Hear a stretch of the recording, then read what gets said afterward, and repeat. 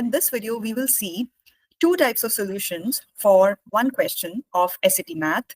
And the first type, I call it the hard work, and the second type, I call it the smart work. Because on SAT math, you should know that there are multiple ways to solve a question. And some students take the harder way to arrive at the same solution, at which some students can arrive the smarter way. So you should know, because see, you will have approximately you will have 60 seconds to solve each question. And if you're stuck solving the question the harder way, then you're not going to complete your exam in time. So let's get started. Here we have the first question. All these problems have appeared in some or the other SAT math exam. So the first one says, which of the following expressions is equivalent to x squared minus 2x minus 5 over x minus 3? Now this, first of all, as I always say, you should be able to identify the concept that they're testing. Here, they are testing the concept of long division. And they're also testing the concept of remainder theorem. And both of these concepts come under the category of division of polynomials. Now, the one on the numerator is a polynomial, and the one in the denominator is also a polynomial. So a couple of things might come to your mind that you can divide. You can take x squared minus 2x minus 5, divide it by x minus 3, which will be the harder way. Trust me, I mean, that will be hard work. You will be doing so much work to divide it using long division. So on the left-hand side, you can see the hard work column. You're dividing x squared minus 2x by x minus 3, and then you're getting the quotient as x plus 1 and the remainder as negative 2. So you get your final answer, you get as x plus 1, this x plus 1 minus 2 over x minus 3, which is answer choice D. Now, trust me, this is hard work. You can get the same answer choice by using the remainder theorem. So if you notice carefully, if you notice all the answer choices, in all the answer choices, the denominator is same, x minus 3, x minus 3, x minus 3, x minus 3. That's your divisor. Okay. So now you see remainder in all answer choices is different. If you see the numerator 20, negative 20, negative 10, negative 8, negative 2, the remainder is different in all the answer choices. The first term represents the quotient upon division.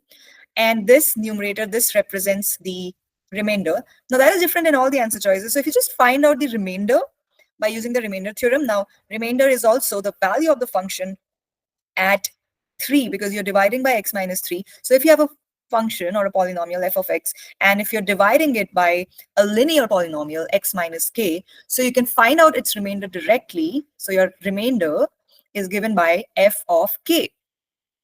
So I just found the remainder directly by finding out f of 3, and I got minus 2. So I know that minus 2 is the remainder. So it will be answer choice D. Okay. Question 2, for the linear function f, the table shows 3 values of x and their corresponding values of f of x. Which equation defines f? Now, hard work here would be, if you don't know the smart techniques, what you would do is you would plug in each and every point in all the 4 answer choices. So you have 4 answer choices, and you might end up plugging in all these answer choices, all these points in the 4 answer choices. And then you would end up plotting all 4 answers. That's one way. Other hard work technique is you would plot all these 4 answer choices on DESMOS, and you would see that which graph passes through these points. That will be, again, time consuming. The smarter way is you just find out the slope between any 2 points. So see, in this question, the most important information is that this is a linear function.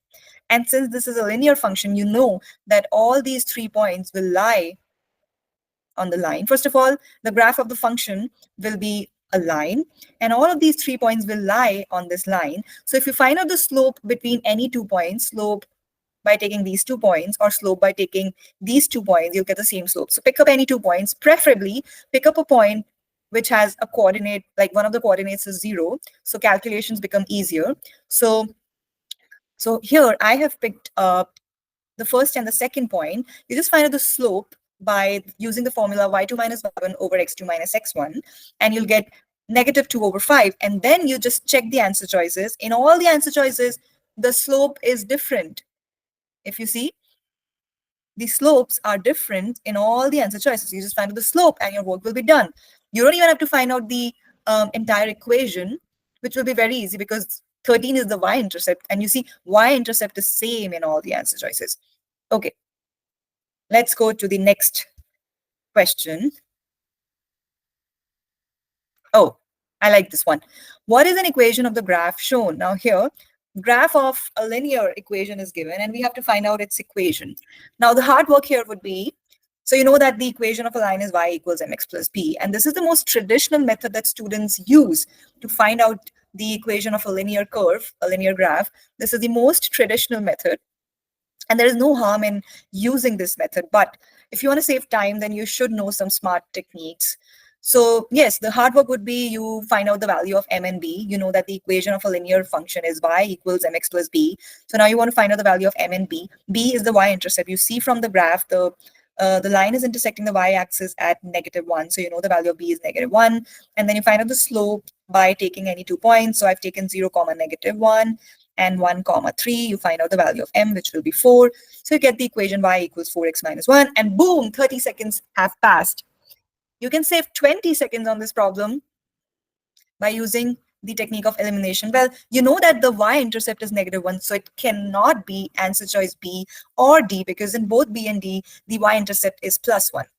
Okay, so it has to be either A or C. And since this is a rising line, or this is an increasing function, so its slope will be positive. And in answer choice A, the slope is negative, so it cannot be answer choice A, so it has to be answer choice C. So this is really, really smart work. All righty, let's move to the next problem. One of the two linear equations in a system is -6x plus 7y equals -6. The system has no solution. Which equation could be the second equation in the system? So we have a system of equations, and one of the equations is given. We have to find out the other equation. And now here, hard work would be that you would plot every single equation of the answer choices on DESMOS, and you would see that which line is parallel. So you know, when a system has no solution, then the two lines are parallel. So that would be hard work, that you plot every single answer choice on DESMOS and you see that which line is parallel to the given line. Okay, or the other, like the even harder way would be that you pick up the options one by one and you try to solve each system of equation. I mean, do not even try that. Now the smart work here would be knowing that what is the algebraic condition in which the system has no solution. So if you have if you have two equations, and if the system has no solution,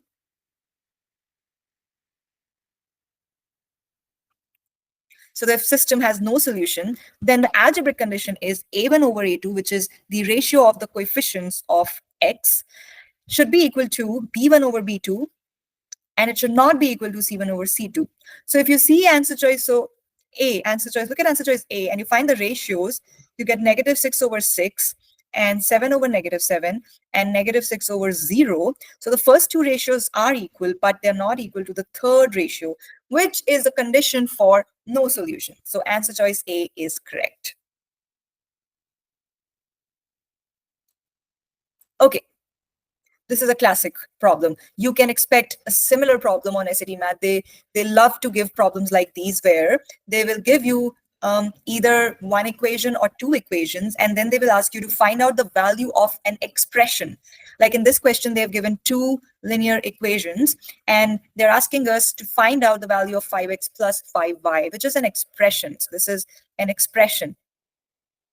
And these two are equations. Now, if you're a hard worker, if you love to do hard work, then you would think that, oh, okay, let me solve this system of equations. You would either solve it on DESMOS if you're smart, and if you're not smart, then you would try to solve it manually by using elimination or substitution.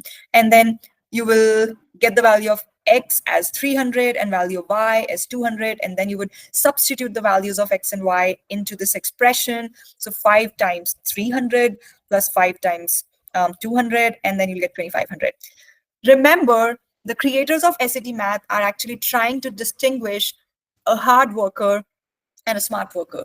And although your answer is correct, but the software of the AP and the college board, they actually also test how much time you're taking to arrive at the right answer. And somebody who is selecting the answer choices in 10 seconds versus somebody who is selecting the right answer choice in 1 minute, the first guy is going to get more points, even if you both of you are selecting the right answer choice. Trust me.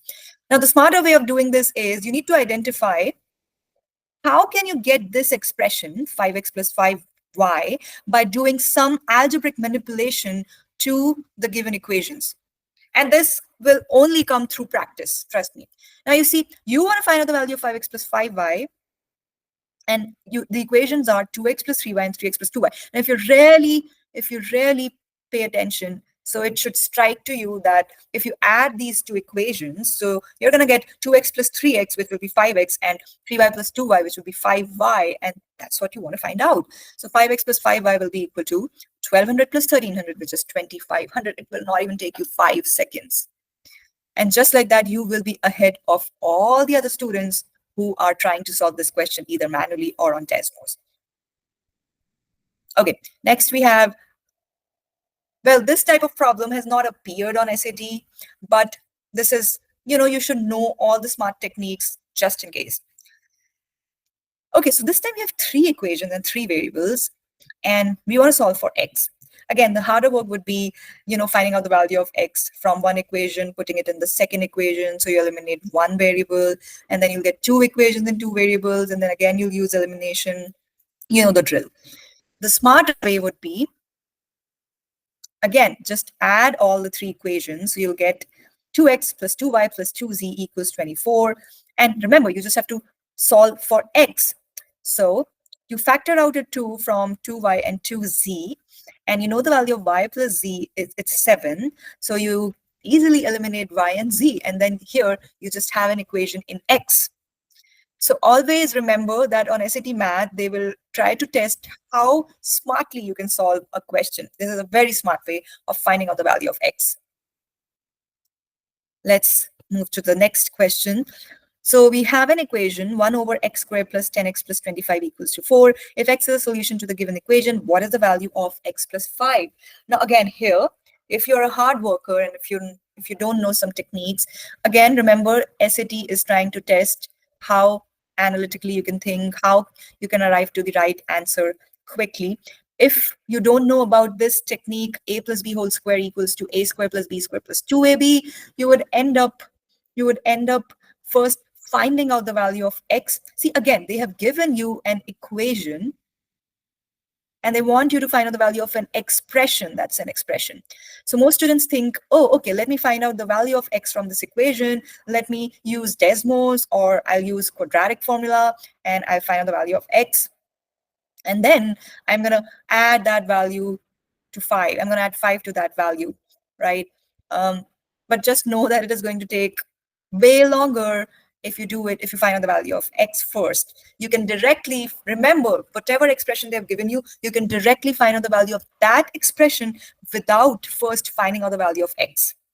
So again, that will come with practice. Now, if you look at the given equation, which is 1 over x squared plus 10x plus 25, and if you really look at the denominator, which is x squared plus 10x plus 25, and if you know this identity, that a plus b whole square is equal to a square plus b square plus 2ab, actually, it is a square plus 2ab plus b square. So you would realize that the denominator is actually the expanded form of x plus 5 whole square, because let's see, x plus 5 whole square will be x square plus 2 times x times 5, which will be 10x, plus 5 square, which will be 25. What? X square plus 10x plus 25 is actually the whole square of x plus 5? What? So you can write this given equation as 1 over x plus 5 whole square equals to 4, and then you can find out the value of x plus 5 directly. And that is going to be plus or minus 1/2. Let's move on to our final question.